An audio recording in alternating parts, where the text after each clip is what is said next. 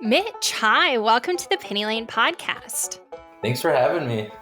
Oh my goodness. I feel like such an honor. When I first started trading, you were like larger than life to me. And I can't believe that you're on my podcast. Thrilled you're here. Yeah, thanks for having me. I'm just another guy. I know we've been trying to do this for a couple weeks, months now, and I'm glad we're finally able to actually do it. Me too. And Ellis, thank you for joining us. You show up more than Justin these days. Yeah, I'm like I think we talked about it earlier beforehand. It's like you're like the beginner. I'm like I kind of found my stride, and now Mitch is the pro. So it would be a good mix of people. Yeah, for sure. First thing I would like to talk to you about is what do you guys think of just the market right now? And I will preface it by saying, like, I truly thought the week before Thanksgiving I would do better than I'm doing right now. Like, what's your general vibe like? I feel like usually mid-November, it's pretty hot by now, but it's weird. It's almost like a post-COVID effect still. And it's been months, but it's still the same thing. The same thing as in it's very choppy. And that's what makes swing trading, which is what I do a lot of, very difficult. So because of that, it's been a lot of day trading and scalping, which is more honestly newer to me because I had been doing mostly all swing trading. So it's very choppy, which is not normal for November from the past 5-10 years. It's definitely not been that case. So it's definitely different this year for sure. Yeah, I mean this is only my second November, but last November was a lot more fun than this November. I remember, I think it was 2016, and a couple traders will talk about it. It's they were talking about shipper season, which it happened, I think, 2 or 3 years after that as well, where basically it was in November, and I forgot what exactly it was. It was some sort of bill that came out from either Obama or Trump that basically these penny stock shippers, and back then it was like Dry Ship, which is DRYS, which I think is a private company now. DCIX, which is like PSHG, I think now. Tops and Ship, they're always there. Yep. They just went crazy. It was like a week or two, and dries went from I think $4 to like $125, which Oh I my still think is goodness. one of the craziest weeks I've ever experienced. I was a newbie, so I didn't really know what I was doing. I was on U Stock Trade. I don't know if you guys have heard of that, but if you're under PDT, that's what a lot of that's what we used to use. Uh-huh. And basically, you get unlimited day trades. It's like $1 or whatever per trade. I don't know how it is now, but back in the day, it was really hot. But anyways, these shippers, like tops went from like 50 cents to like $30, $40. It was like every single one of them was just halting and just kept going, kept going. That's the November I remember, and it was going on for a couple of years. But now all of a sudden, post COVID, it's just boom, just completely dead. And I thought it was heating up a little bit, and I think last year SPI went. It might have been October when it went, but basically that went like 1,000%, and that helped all EV plays. And obviously EV plays are going right now too, but this is definitely not a normal market for November. Usually it is pretty hot. I want to say low floats like to move a lot in November, but definitely not this year though. You have your very famous calendar that I've shared like 15 times. Has the calendar, do you think, been holding true this year? It's been weird because I think last year in particular, I think July was my best month, even though it's historically one of my worst months. So I was like, okay, what's going to happen in August? I was all excited about August, and then all of a sudden it was like hitting like a brick wall. I'm like, okay, it's back to normal August. So I didn't really do a whole lot. Um, but the one month, I mean, January is always really, really hot. And I think there's hedge funds. Basically, everyone is buying just to start the year. They want to do good. February is usually same thing as January.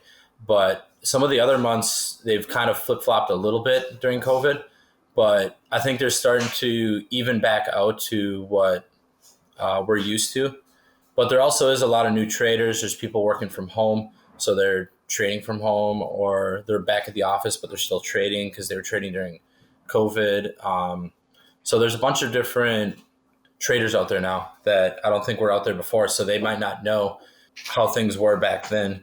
So they might just be scalping or day trading, and that might affect things a little bit too.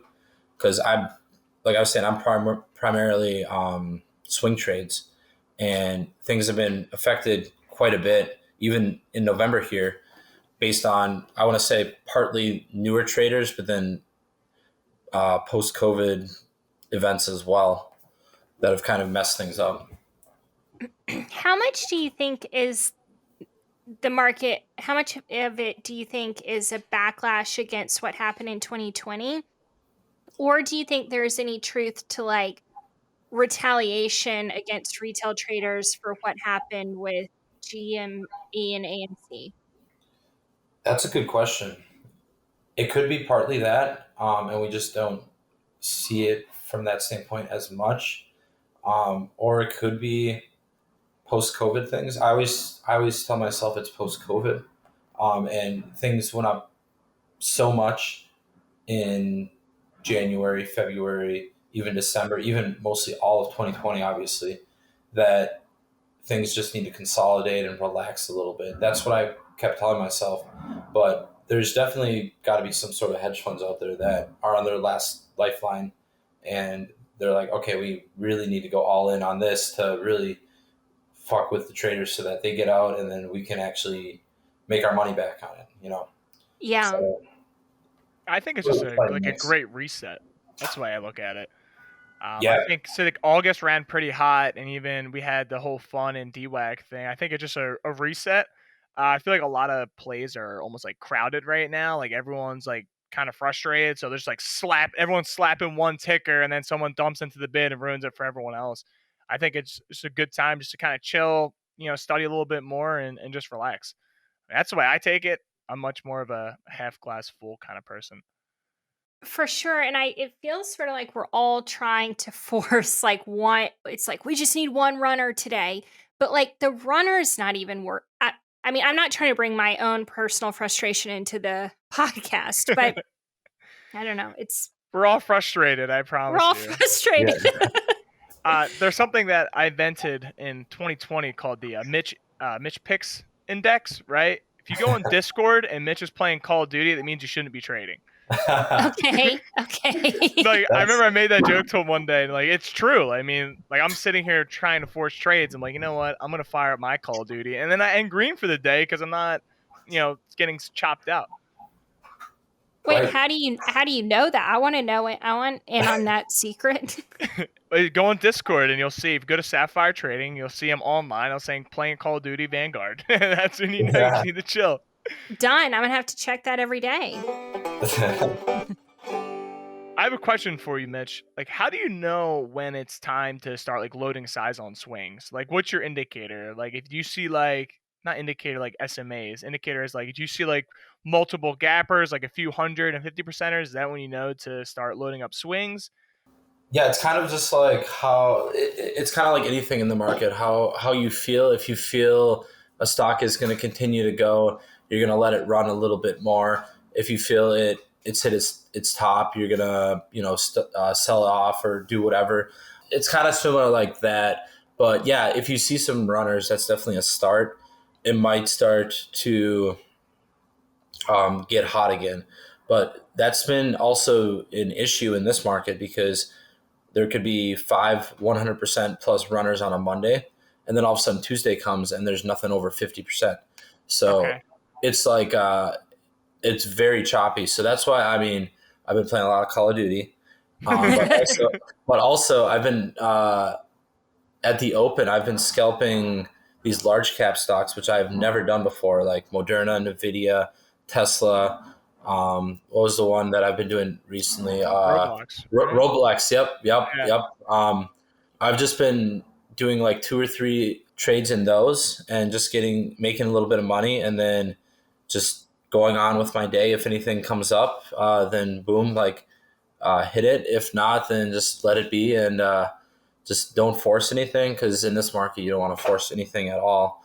You never know what's going to happen from day to day, and that's a huge red flag of the uncertainty for any trader, and if one trader thinks that, it's going to be a domino effect, and it's going to continue with 10, 20, 50, 100 other traders and probably some funds. And then the funds will start shorting it because they're like, ooh, they're scalping it. A big pop, we're just going to scalp the pop, short the pop, and, stuff like that. So it makes it a very difficult market to trade right now, for sure. Now, Mitch, do you ever short? I do sometimes, and I will do some penny stocks sometimes if it's available. Obviously, they're very hard to find shorts for them. Right. But if I short, it's mostly the Teslas and Nvidias and the larger cap stocks like that. And it'll be a real quick trade, maybe in between Call of Duty games or something, whatever it is. But, Door matchmaking, right? right, exactly. So I like to make them pretty quick if I'm going to do that. If I'm going to be in these large cap stocks for a minute or two and just get out. But yeah, I will short sometimes, especially in this market. Cool. Ellis, do you short? Yeah, I've been shorting a little bit more. I don't want to mention a ticker I've been shorting, but it's an inside joke of me and my friends. I've been shorting 10 shares at this moment. Okay. Just honestly as a troll, and like I'm actually green on it. So now, do you guys short instead of doing puts? So I'll do puts, and then sometimes I will grab equities. I've been experimenting with it more. It all really depends, but when I'm shorting, I take much smaller size just because it can go poorly really quick. Right. Yeah. And like if I'm shorting Tesla, it's for like not even 5 minutes. Like Right. Yeah, and to me, I think it might depend on the ticker. Sometimes I will do puts, but if I'm shorting something, it's going to be a real quick scalp. So buying puts or even calls or anything on a stock, and I know there's a lot of people that do this. To me, I'm not fast enough to scalp these options. I can long and I can short commons really quickly, but these puts and these calls I'll hold for more than a couple minutes if I do it, because I know that it's going to be harder for me to get in and out faster, even though so the reason I say that is because I just stopped using E-Trade for a few reasons. It's just their mobile platforms just to me isn't as good as it could be. So I started using TD Ameritrade. So I've been trying to use their options platform, which I know is a lot better than E-Trade and a lot faster and everything. I just need to get used to it. And then I have Speed Trader that I'm getting used to as well, that I just started. So I'm just getting used to my platforms right now. So until I really know what I'm doing, I'm going to probably just do like commons for the time being. But yeah, I mean, I don't know. It probably depends on the ticker. Like Tesla, the premiums are insane. So insane. Yeah. I have a question for you. How did you get into trading? Like what started it? Just kind of, because I don't think anyone really knows your story, because you've been trading for a while. Since you were like 18, right? Yeah. So I actually started on like one of my parents' accounts, because I was under 18, and it was only a couple $100 or whatever. And it's really funny. The first stock I ever bought was Tesla. And oh wow! And this was before the split, so obviously right now it's what, $1,200. So like post split, it was like 4,000 something. So it was like right after the IPO, it was like $20 or something, and it was only a couple $100. But now, if I would have kept it, obviously it would have been like thousands of dollars. But I sold it for like 25. I was like, okay, cool, this is awesome, and this is easy. Right, this is easy. I'm gonna keep doing this, and then I don't know what I saw, maybe like a Motley Fool article or something about a penny stock. I'm like, oh, you can make this kind of money on penny stocks? This is crazy. So I started doing research on those, and obviously I lost my ass a million times, and eventually I got it. But I mean, I started in accounting, just like you, Alice. Yep. And, so I was an accountant for a while after college.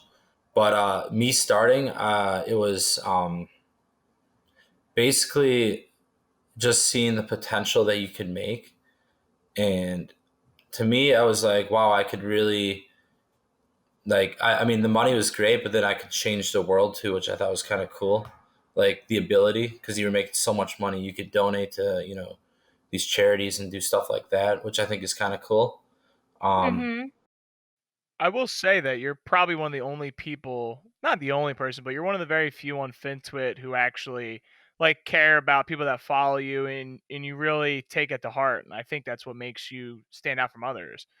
You're very much like a no BS, like help everyone, bring everyone up with me type of guy. Yeah, I mean that's the Midwest hospitality. I mean, I'm from Wisconsin, so you know how it goes. Yeah, everyone's nice up there. We where I'm from, we leave our keys in our car, we leave our doors unlocked. Everyone trusts everyone. It's just completely different than Wall Street. So that's what I grew up at, and I've tried to stay that way. Obviously, I live in Miami now, so it's a complete 180. A little bit So different down there. little tiny bit different, yeah. So I'm trying to get used to that still, but yeah, try to actually really understand people and try to help them as much as I possibly can. So talk to me about how you got on StockTwits or Twitter, or how you made your way into Discord. Like, how do you navigate all that? StockTwits was, I think, one of the first ones that I got onto. I forgot what year it was. I think you can go on my profile and you can see it was maybe like 2014 or something like that. Uh-huh. And honestly, I forgot how I got on. I think I just like Googled like stocks and like social media or something like that, and StockTwits came up, and I was like, oh, this is kind of cool. And then they let you link back then you could link your Twitter and your Facebook to when you tweet about stuff on StockTwits. So I was like, oh, this is cool. So I made a Twitter for stocks, and so that was like 2014 or something like that.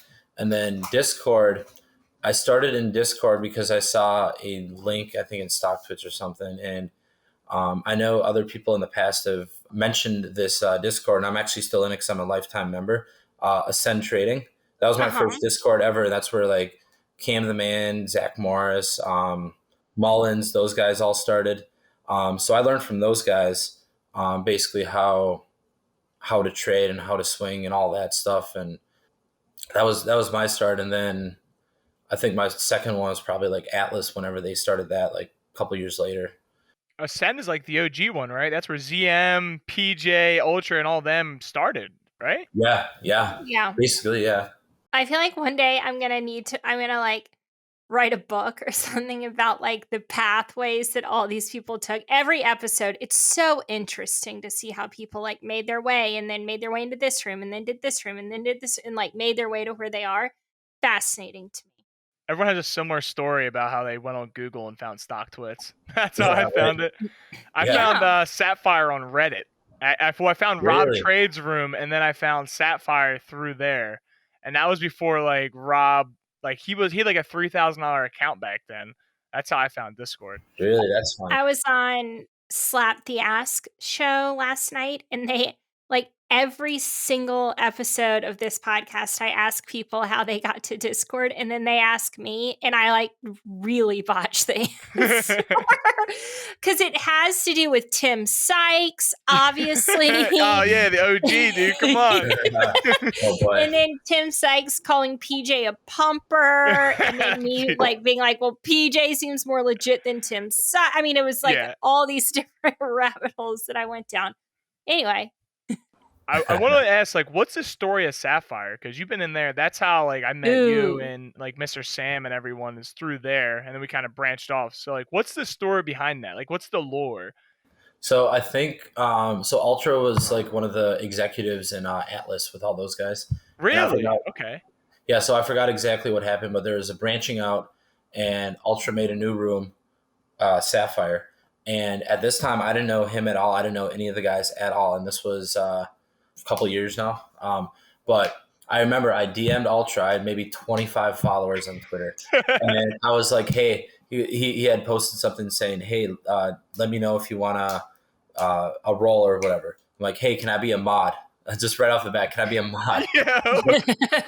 And like even to this day, he's like really bad at responding to DMs because he gets like a million of them. But he's like, yeah, sure, like right away. I'm like, oh, okay, like cool. Like he made me a mod right off the bat. So then I met everyone from there.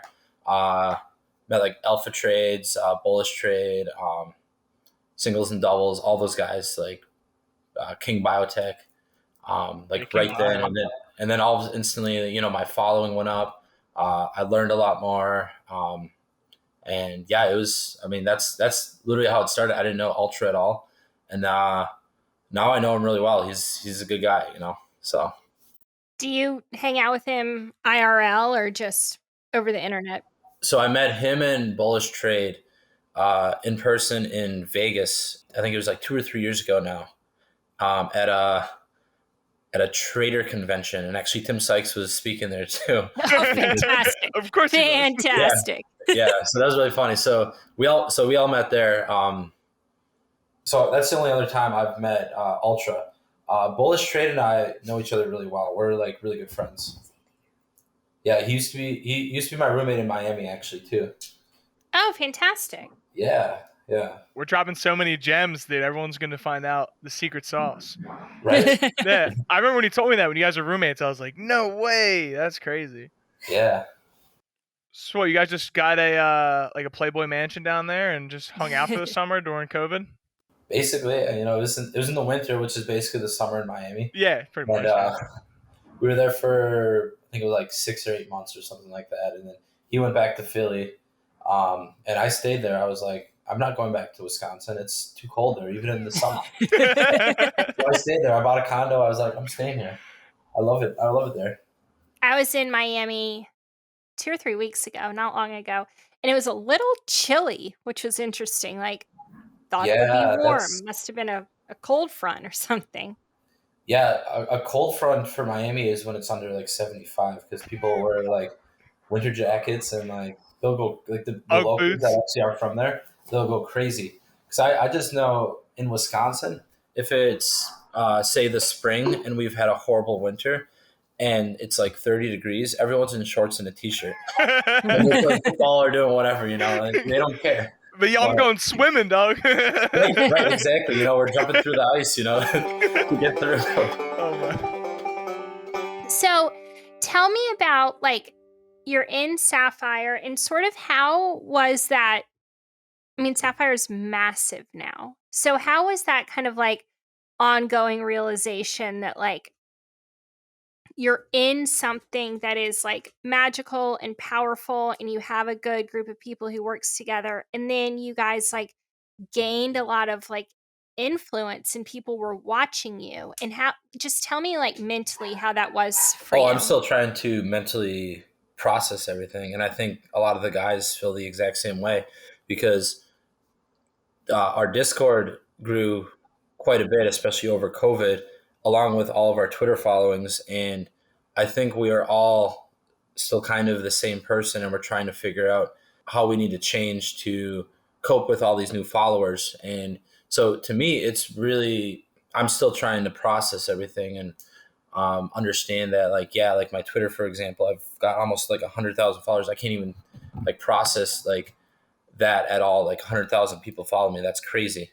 to me. And John Cena now. Yeah, John Cena too. That's hilarious.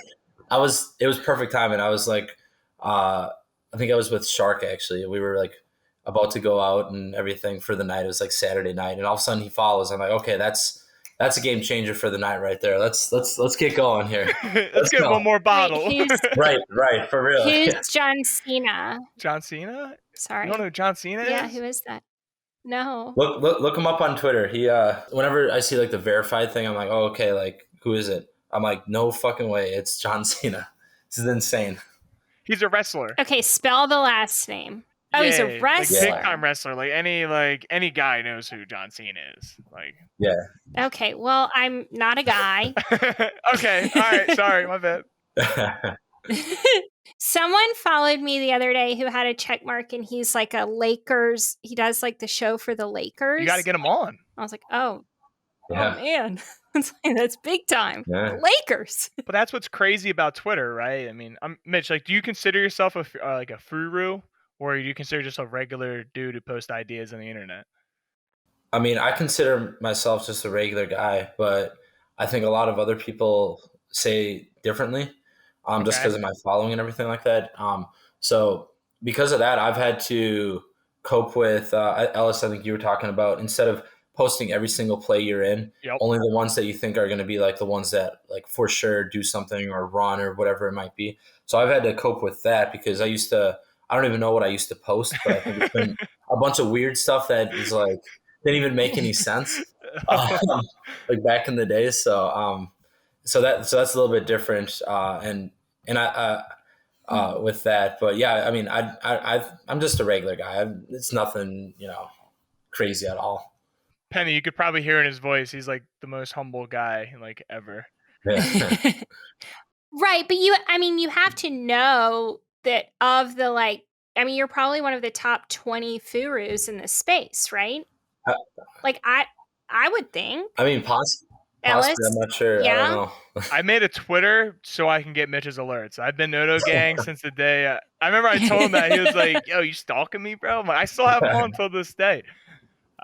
He was. I remember because I used to have my own Discord that I just like kept logs and stuff of, and I had a Q tweet box. I didn't want to have a Twitter, and it like got bugged or something. I noticed it was delayed, so I made a Twitter just to make sure that I got the notos. I remember the day you followed me, I had like 100 followers, and I was like, "Yo!" I told my friends, I'm like, "Yo, I made it! Like, I made it! Like, Yeah. I felt Yeah. really really cool." Yeah, and I was still learning. I guess this is me fanboying, but like I always talk about like another podcast. Like Mitch is my biggest mentor. He's taught me everything I know for the last like 2 years. I know he's laughing. He's like, "Nah, you're good on your own." But he taught me like different how the SMAs work, like how setups work, like different stocks that like you got to go smaller on because they're kind of sketchy to trade.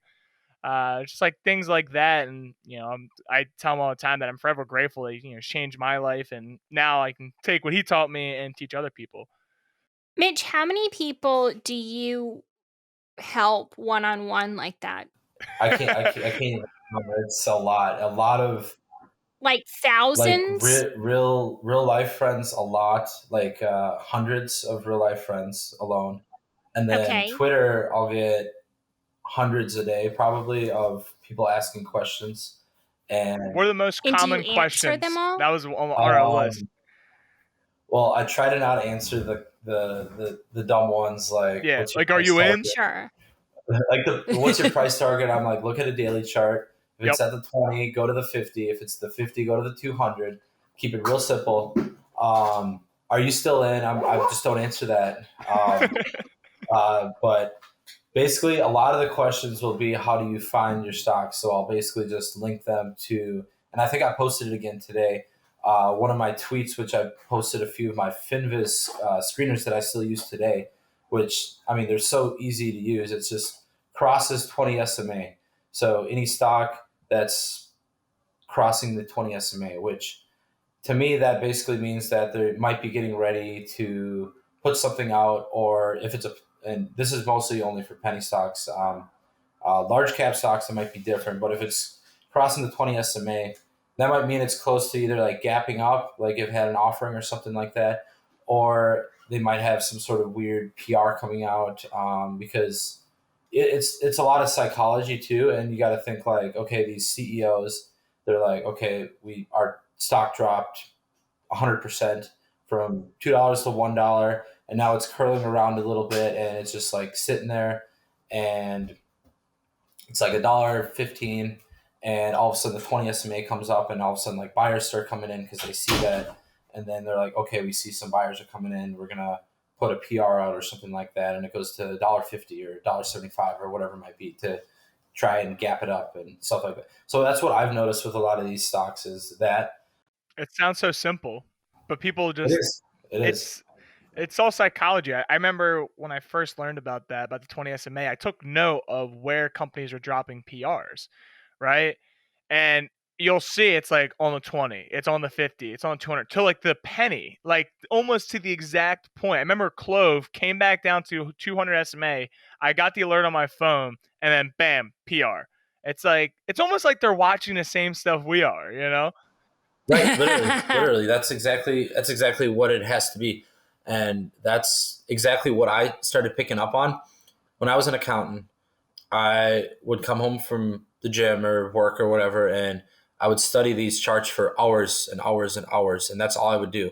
I wouldn't care about news or fundamentals, anything at all like that. All I would do is study these charts and be like, okay, why did this one go up 100%?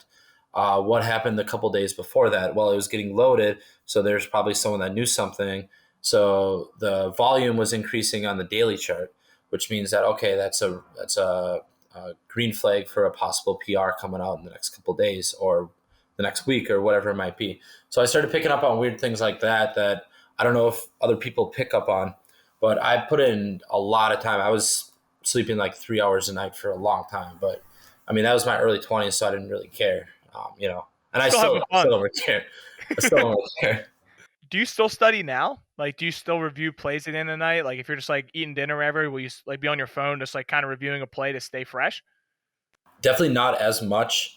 That's one thing that I've been slacking on more. That I think I don't know if other guys do that too or whatever, but I've definitely been slacking.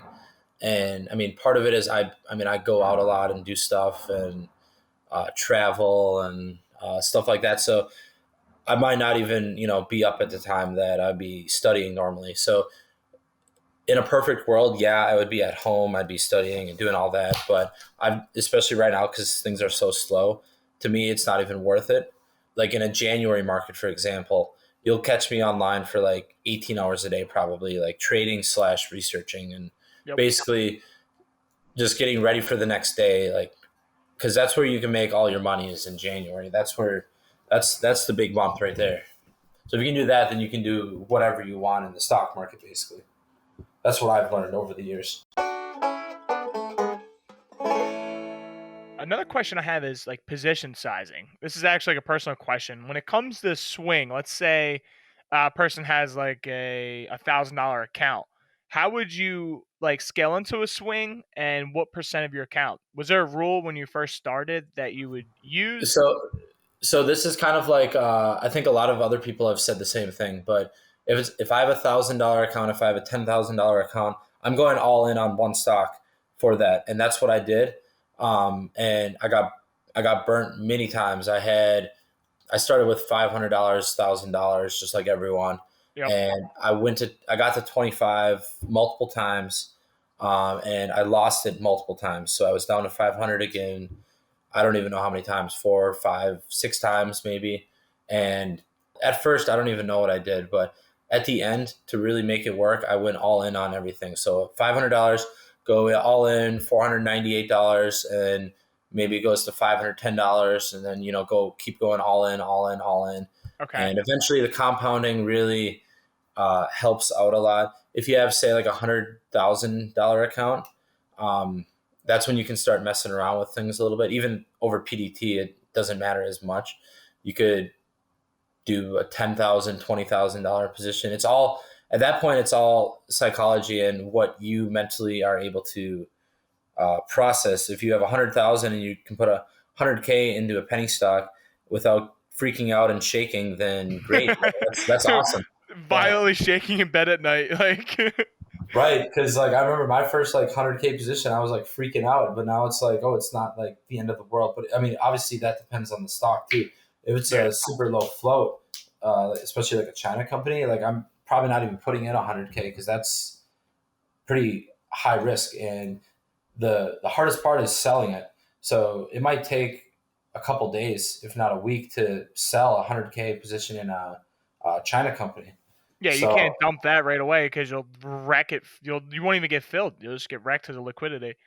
exactly, yeah, to hold down, like you get completely screwed on that. So Mitch, is full porting something you learned in Ascend? Because there's only one other trader I've interviewed who used that strategy. the all in strategy for like under like Yeah. 25K.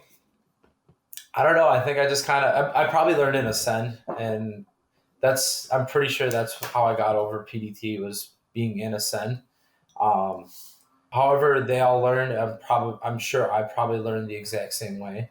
Like I said, it's been so long, and it sounds like I'm an old man, but I'm still in my 20s. It's really It's really weird, but it seems like it's been so long. But I don't know. Like we probably all are very similar. We're all Well, degens at heart, Brad honestly. Yeah. Right, Brad's right. the only other person I know who full ported his way over That's how PDT, I did it. I did and the full port method on uh, options. that's ballsy. I guess he also said that Zach Morris had a play of like buying 1 minute before close and then selling 1 minute after open or something, so it didn't count as a day trade. Use that some. I I I would, don't know. and that's usually how I would do my plays. It might not be a minute before. It might be 5-10 minutes before, but it would be very close to the close.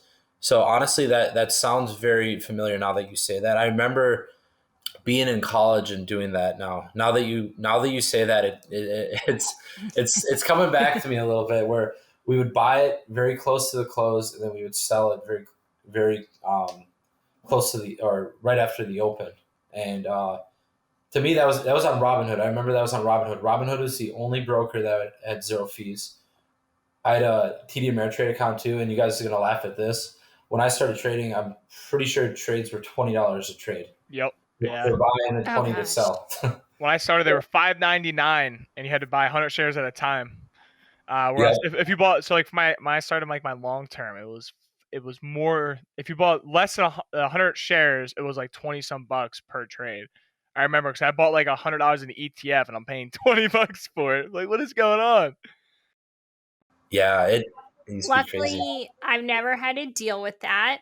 So, It's the game changer good for though. me. When with Yeah. no commissions, because now everyone can pull up a Webull and trade at 4 a.m. Right? Like it's a good thing and a bad thing. It creates more liquidity, but at the same time as when a market's hot, you're gonna get up at 4 a.m. with one eyeball open, scalping 200% runners. Right. Now I have a question for you. How do you like options? Do you trade them anymore? Because I know sometimes, like when the market was slow during August, we were slapping SPY calls like madmen. that's that's a good question too. I always tell myself that I'm gonna swing these, like I forgot, I think it was yesterday or 2 days ago. I was like, PayPal's down a lot, so I'm gonna Yep. buy some call options on it. And then I think I ended up scalping it, which was good because it went down a lot today Yep. because of what was it, Visa? I think that probably made it go down.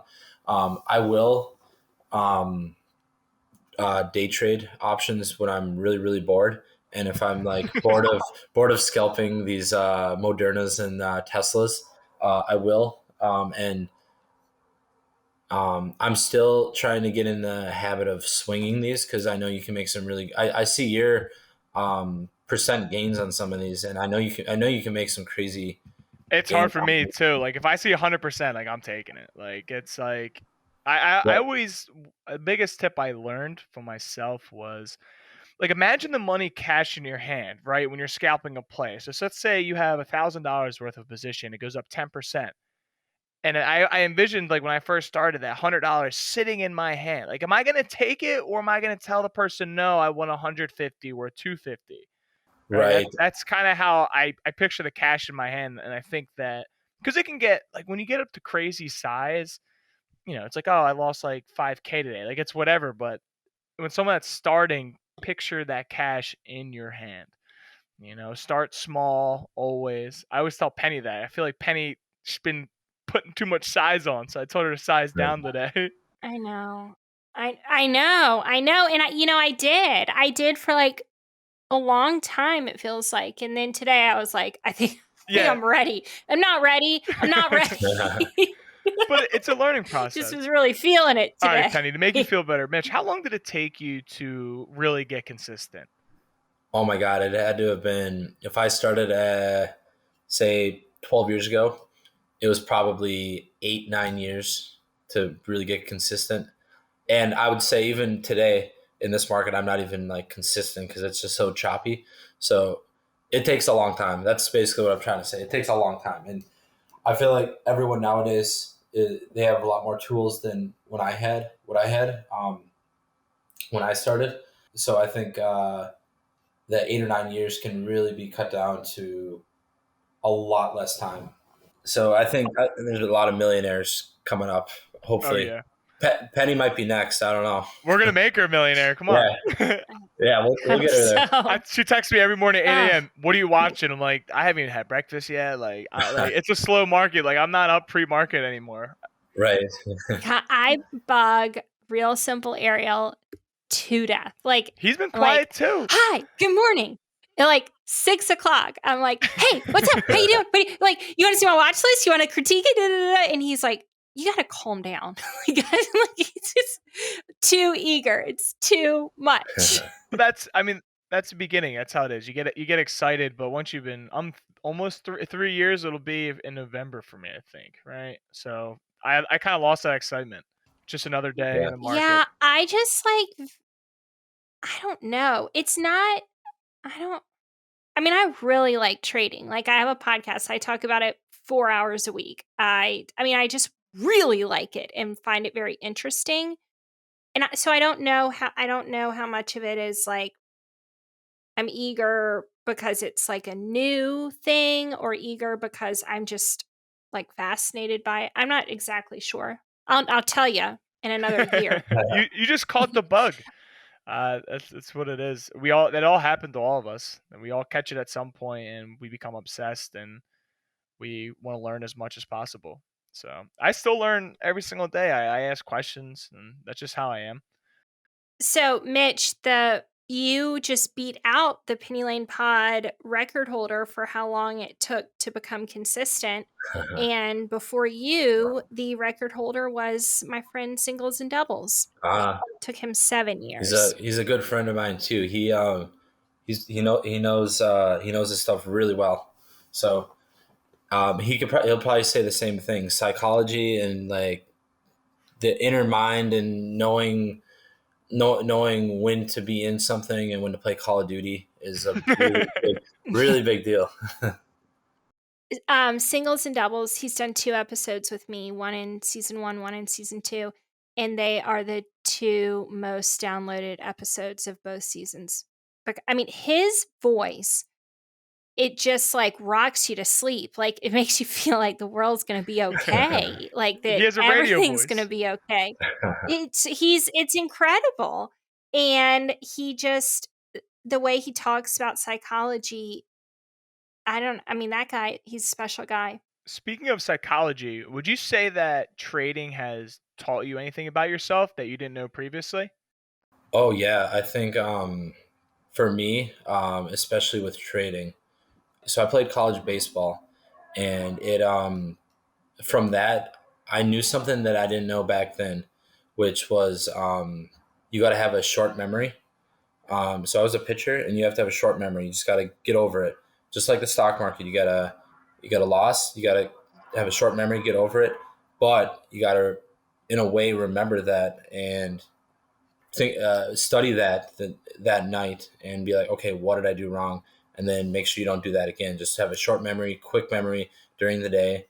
And that's what I learned that I didn't know I really had, was something that I had from sports, that just the short memory of if you have a loss, just get over it and go on to the next one and keep everything very simple, simplify everything. And if you do that, you'll be on your way. And it's that simple. The Braves just won the World Series, which is freaking incredible. Mm-hmm. It's been. Did you party in the town? Some people. Oh yeah, we went. I mean, it's a massive deal. But that's the most baseball I've watched in a really long time. And watching those pitchers reset between pitches, like I understand exactly what you're talking about. Like every pitch is a new pitch. Right. Think of it like every pitch is a new stock, and you just gotta go on to the next one. Like you might have thrown a ball, or you might have given up a home run. You just gotta go on to the next one, throw a strike the next guy out. Whatever it might be, just have the confidence. And that's a really hard thing. Even me to this day, if I have a couple of red trades in a row, being able to keep on the same path is very difficult. And that's just something that you just got to keep fighting and keep fighting and keep fighting. And eventually I'll get to the point where I'm like, all right, screw this. I'm going to go play some Call of Duty or play a game, whatever it might be, and stuff Big like that. theme here. Big theme. I think Yeah. someone might be addicted to some COD. Oh yeah, big time. Yeah. Are you good? You consider yourself I pretty? mean, I'm all right. We'll have to play sometime, and I've been we'll playing see what Battlefield. It's been it's. I haven't really done much trading because I've been playing Battlefield and scalping sketchy China EDU names today. So that's pretty much what my day consists right. of. Yeah, But that sounds right. I remember on Twitter you've mentioned a few times that you used to journal a lot, like when you first started. Would Yeah. what would you like? What kind of stuff would you put in the journal? Would you just write like, where you talk about like, okay, I saw this setup, this is how I was feeling, and then maybe like what you did right and what you did wrong, and kind of critique yourself at the end? How would you kind of set up a journal? Because I hear a lot Yeah. of people talk about journaling, but not actually what to put in it. Yeah, I literally put in every single thing you could possibly think of. I'll be like, how do I feel for the day? And put like a smiley face or a sad face or whatever. What time it's at, how the weather is outside, because it could be the winter in Wisconsin and I could be really depressed. Or I could be in Florida and it's really nice and I'm really depressed because I'm inside. So it really it doesn't it really comes down to that. And then I would put in my buys, I put my sells in, I'd put in why I bought it here, why I sold it here. I'd put in if there was another guy on Twitter that was talking about it, or if I saw it on Twitter or Discord or whatever it might be. And then what I would do is that night I would go in and analyze every single trade and be like, okay, I was thinking about this at this time, and I would have all the information, and that made it very difficult to be in and out of stocks really quickly, which I do a lot more right now because it's so choppy. But that really set the tone for, okay, I'm buying too high on these stocks. I'm buying at resistance. That was something that I used to do back in the day. That was for like these runners. I would buy at resistance instead of buying a breakout or buying at support. Okay. So I had to tell myself, okay, I got to stop doing that. Stop being a dumbass. Don't do that. Tell yourself, put notes, put them all over your room. Like, Don't so slap walls with your 100 shares on Robinhood, right? right. Don't slap walls until you're able to do it with like a couple $100,000 or whatever. But Interesting. yeah. So I mean, it was really just every single possible thing you can think of, and a lot of it is going back to trying to find patterns. Like for me, it was like I was saying, it was buying when I thought it was going to break out, but there's a big wall at resistance, double top or ascending triangle. And I was like, oh, it's going to break right now. And a lot of times it wouldn't break. So I was like, okay, I'm not going to do that. And then the other thing I would do is this is the accounting in me. And Ellis, I'm sure you I do know. the same thing. I know what you're about to say. It's weird. Yeah. Have these Excel spreadsheets with pivot Oh, tables, yep. all this fun stuff, maybe a little bit of color in it, and you're like, okay, I would sort everything by everything you can think of, like just like what I just said, like the resistance, but then also sort them by ticker. So you'll see me post a lot of the same tickers because to me it's like the tickers are your friend. Like they're going to be the exact same person all the time. Like to me, for example, I like DBGI because it runs really well for me. You love that stock. So I'll call DBGI a lot, just because it's like, I don't know. It for me, like my trading style works really well with DBGI. One that I hate and I'll never trade again. And if you see me tweet about it, just call me and tell me I'm a dumbass. INPX. I hate that stock to death. Every single time I've tried trading that, it'll go up like 2 cents, and I'm like, okay, is it going to keep going? And then it just goes right back down, and I've never made money on that. So that's one that I'm like, I will never buy. And so just knowing the ones that are basically your do not trades, and the ones that are it could even only be like 5-10 stocks. And laid back's really good about that. He'll have like 3 or 4 stocks that are ones that he knows how they run and he knows their personalities, and he'll just continue to trade those over and over and over. And that's all you need to do is just trade those couple of stocks. For me, I consider all the China stocks the same personality for the most part. So I'll trade a lot of the China stocks. And a lot of the low floats are somewhat similar too.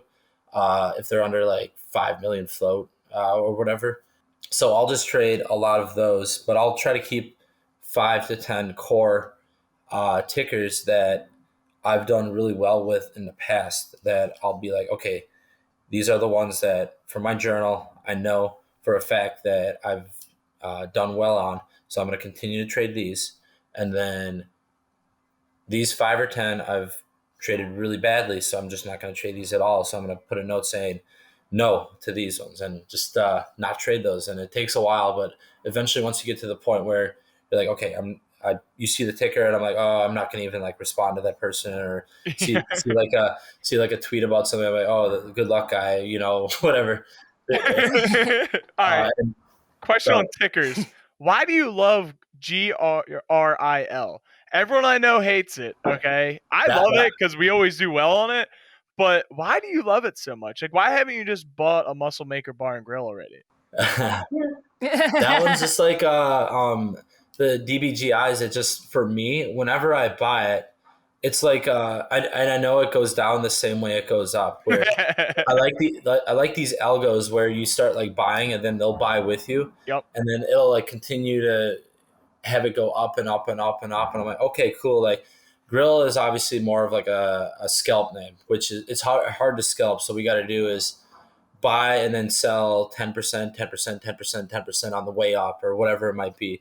And you might not take as much gain as, say, like DBGI or something like that. But if your trading style, which it works with my trading style, so I'm like, all right, I'm going to continue to mess around with it every once in a while. And if it's at support, I'm like, great, this is perfect. It's still a good chart. So I'm going to swing it and see what happens. And this past week, it is a prime example. I started buying it in like the 120s, and it went up to like 150 or something like that. So obviously, I'm not going to hold it that long. I'm going to be selling on the way up. So by the time it's 150s, I'm like, okay, great. I'm like already almost like all out. And then Okay. it comes back down, and then they had it was like 100% revenue increase or whatever. So I'm like, okay, that's good earnings. So I bought some more. It was like the 130s or something, and it went to like 140, 145. So I'm like, okay, it's like getting really heavy right here. There's going to be something weird going on that I'm going to start selling it off. So that's what I did, and then like it's just been like I don't know. It's just like almost like I can see it before it happens with Grill. It's kind of interesting how it works.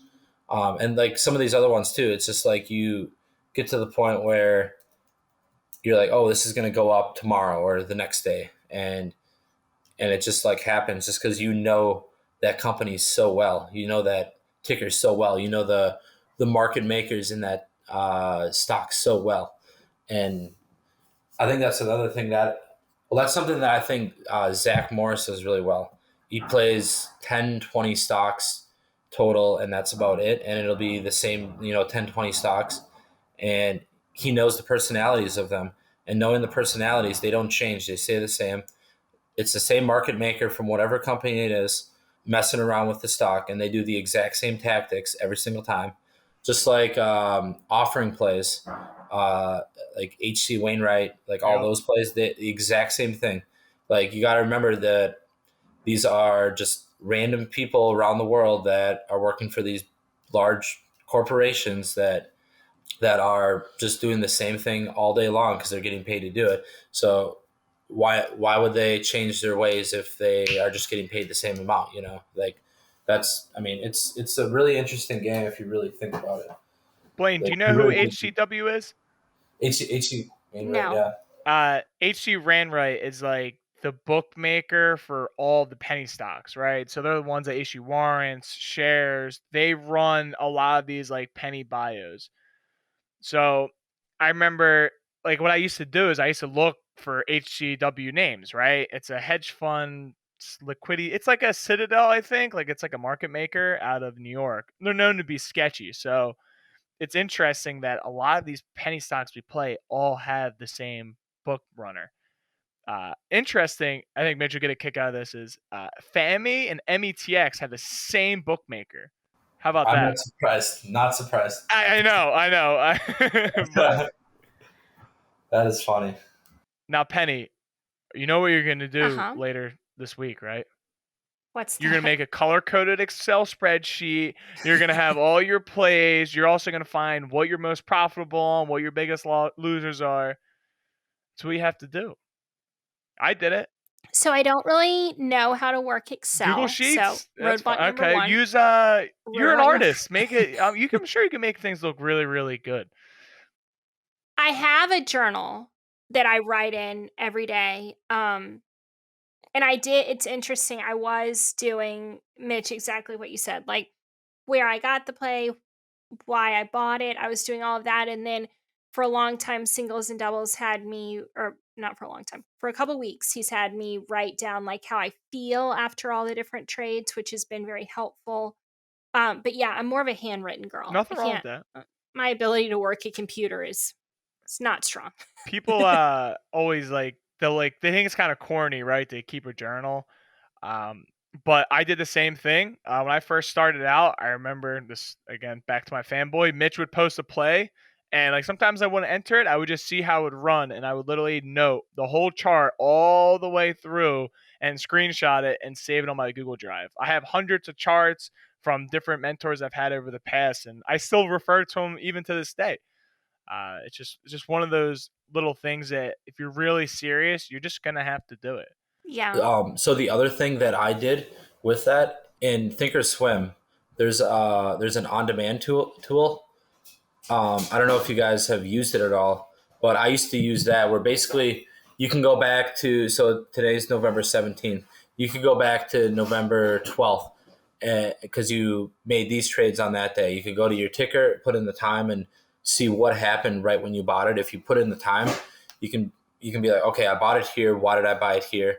And you can see it literally live, and it's really cool how that all works. So I don't know if you guys have Oh, I've used it used that at so all. many times. I use it for back testing all the Yes, time. yes. Yeah, that and now Webull actually has. I think it's called replay mode. And I tell people all the time, like if you, especially with options, so you can see how the contract moves. I mean, it's all about screen time. Now, I call myself a phone trapper. Like I just set price alerts and buy it when it hits it, or I'll put bids in, because now I can kind of look at a chart and know what it's gonna do just from practice. But it's almost like it's learning a new skill, right? Like you're not going to be a professional basketball player if you don't shoot hoops for a couple of years beforehand. You're not just going to walk on and be the best. It takes a lot of time. And I think with social media and people posting like their Lambos and Gucci, people think it happens overnight. But these guys have been trading for a decade. They didn't see the hours at night when you blew up your whole account, going, ah, shit. Like, how do I fix this? Like, no one sees that anymore. And I think what's special about Penny Lane is it's Penny going through these struggles and we're documenting it, and then when she's a millionaire, we're all gonna piggyback off it and we're gonna be at 11 and it's gonna be sick.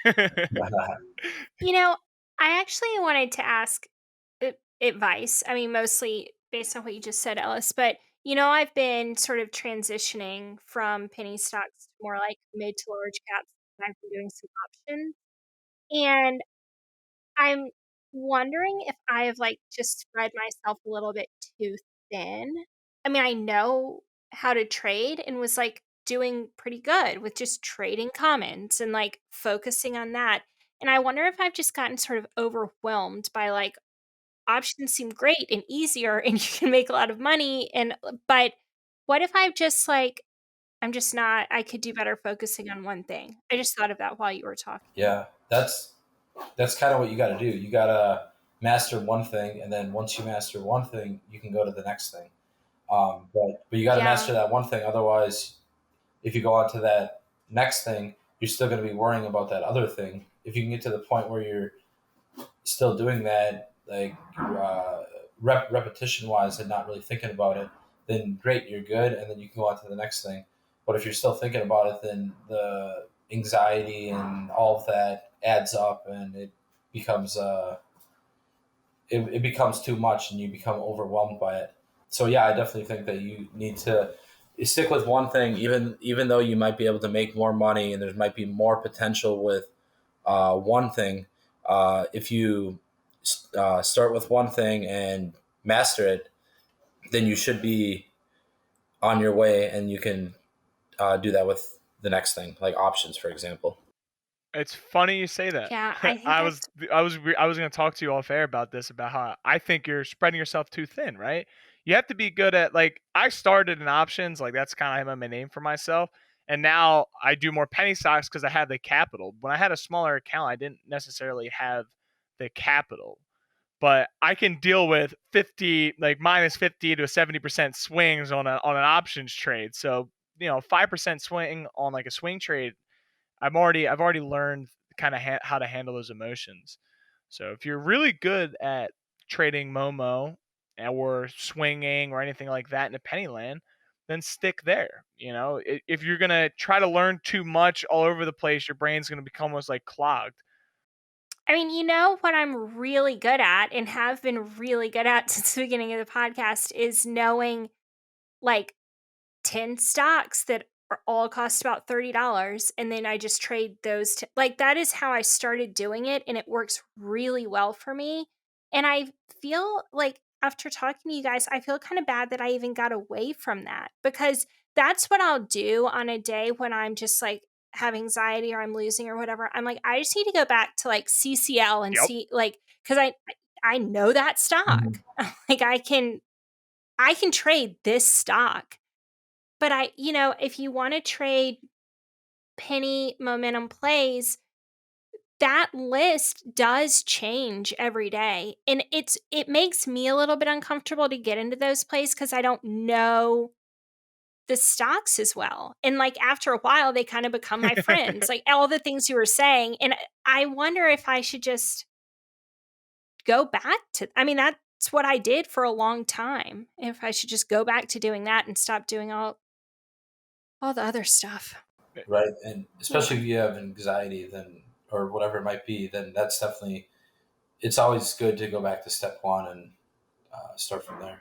It also builds your confidence up, Yeah. right? Like when I'm on Yeah. like a losing streak, I went on like a 15-day win streak, and then this, like, I wouldn't say like a slow bleed, but I had like really small flat red days in a row. And I was like, okay, because I'm trading tickers I've never traded before. So I'm just gonna go back to buying Apple calls, Apple puts, and trading some Microsoft. That's it. And then I've been doing fine since then. It's all about the whole confidence thing, because once you get your swagger back, then you can start jumping to other things. And it's all about that momentum, right? Because you have the confidence, you're feeling good, and you can start trying other things. But once you get beat up a couple of times trying something new, you just got to go back to the basics to almost prove to yourself that you know what you're doing. You've done this a million times.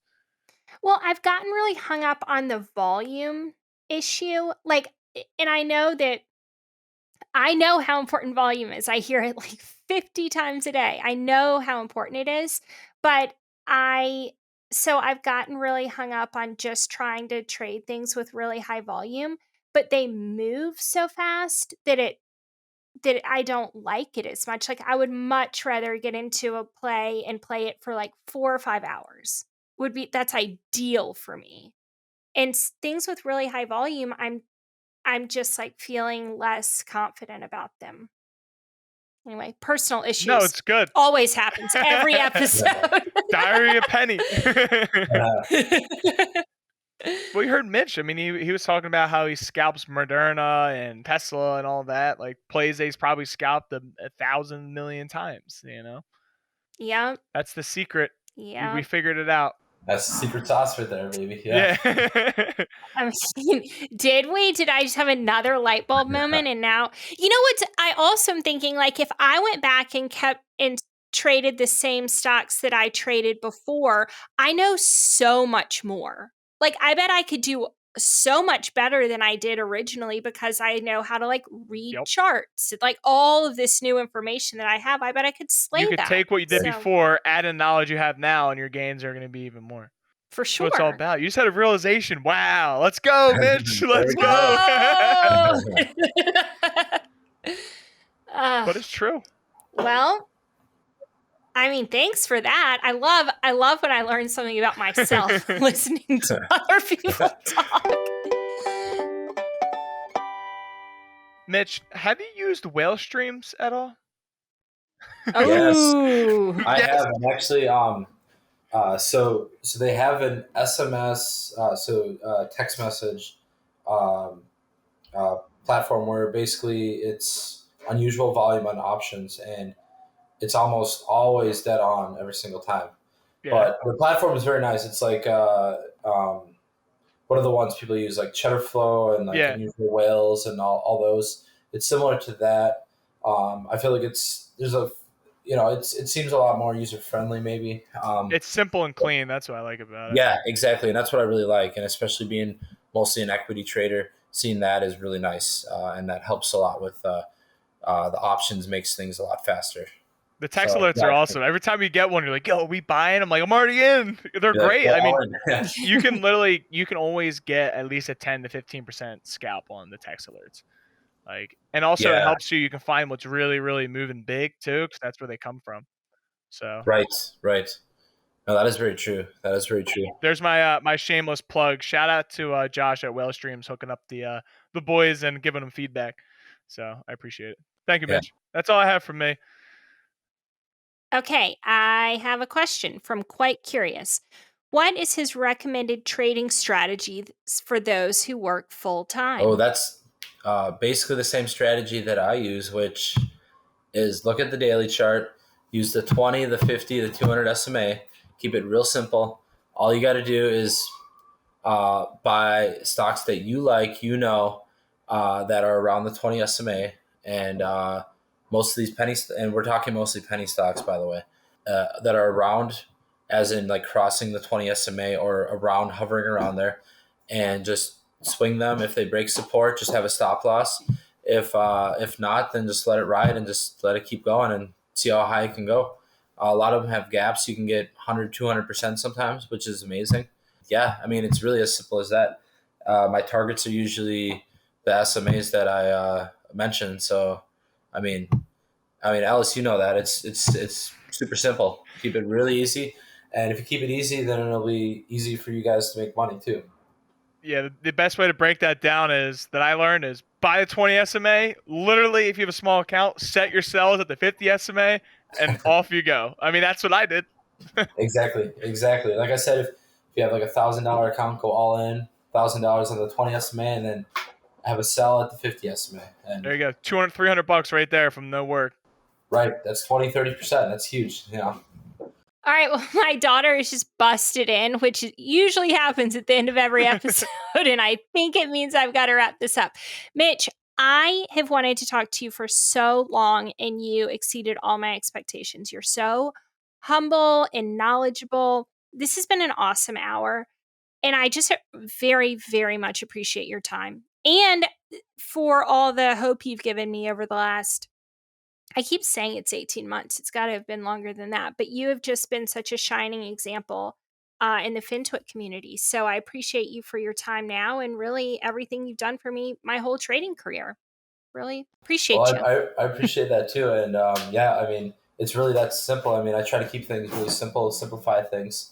And I don't know if a lot of other people are doing that, but keep it that simple. And I try to, it's like, if you can teach like say a 5-year-old, for example, then boom, you're good to go. Like if I just say, 20, 50, 200 SMA, keep it real simple like that. And then boom, like you guys can go and teach like a 5-year-old too. Then like anyone that just started trading, it's that simple. And I mean, I try to not make it difficult at all. Well, I appreciate that. Simple is certainly the easiest for me to The understand. day I took off like my 300 indicators is the day I started making money. Totally. Uh, Totally. I guess final remarks from me is, Mitch, you're the GOAT. You know, you're one of my best buddies on the internet. So I appreciate you, answering all my new questions from when I started. And before the podcast, telling you that you think I know my stuff now made me tear up a little bit, a little emotional, So. Ooh. We love an emotional moment. Oh, on yeah. the pod, Well, no, man tears. Guys don't cry. They're man tears. Different, Did you by any chance watch the last episode that I did with Nate Davis when I had the full on breakdown? No, I didn't hear the breakdown, but I did listen to a good amount of it. And then he followed me on Twitter, and I didn't follow him back right away because something was blowing up because it was a Saturday. But he actually DM'd me. Me and him talked for a while. He's a solid dude. I like him. Okay, well, follow him I do follow him immediately now. because he's He a DM'd me. badass. And finish the podcast. There's like a moment where I really breathe in, and then there's just massive tears. He gave me like the best pep talk and was just like, you can do this, don't give up. Like, and then I just started crying. So now we're the show where people cry. So thanks for keeping that We streak can all going. I didn't cry. I felt some type of way. You- Different. Oh, you welled up. You Nah, welled up. That's not just crying. Excuse. it's like when your mom tells you she's proud of you. No, when your dad says he's proud of you. It's different. When moms always are proud. Dad's like, "Hey, son, you Sure. did good." You know. All right, guys. Well, thank you. And Mitch, open invitation if you ever want to come back. I'd love to have definitely. you. I'll definitely be back. Yeah, and thank you so much for having me. It was a great time. It's only my second interview, or podcast, whatever you want to call it. So I'll definitely be back. Perfect. Thank you so much. Thank you to our producer Joel Edwards and Chesley Lowe for the banjo music. Please like, subscribe, and share this on social media. We appreciate you guys. By accessing this podcast, you acknowledge that the Penny Lane Podcast makes no warranty, guarantee, or representation as to the accuracy or sufficiency of the information featured in this podcast. The information, opinions, and recommendations presented in this podcast are for general information only, and any reliance on the information provided in this podcast is done at your own risk. This podcast should not be considered professional or financial advice. Unless specifically stated otherwise, the Penny Lane Podcast does not endorse, approve, recommend, or certify any information, product, process, service, or organization presented or mentioned in this podcast, and information from this podcast should not be referenced in any way to imply such approval or endorsement. The third-party materials or content of any third-party site referenced in this podcast do not necessarily reflect the opinions, standards, or policies of the Penny Lane Podcast. The Penny Lane Podcast assumes no responsibility or liability for the accuracy or completeness of the content contained in third-party materials or on third-party sites referenced in this podcast, or the compliance with applicable laws of such materials and/or links referenced herein.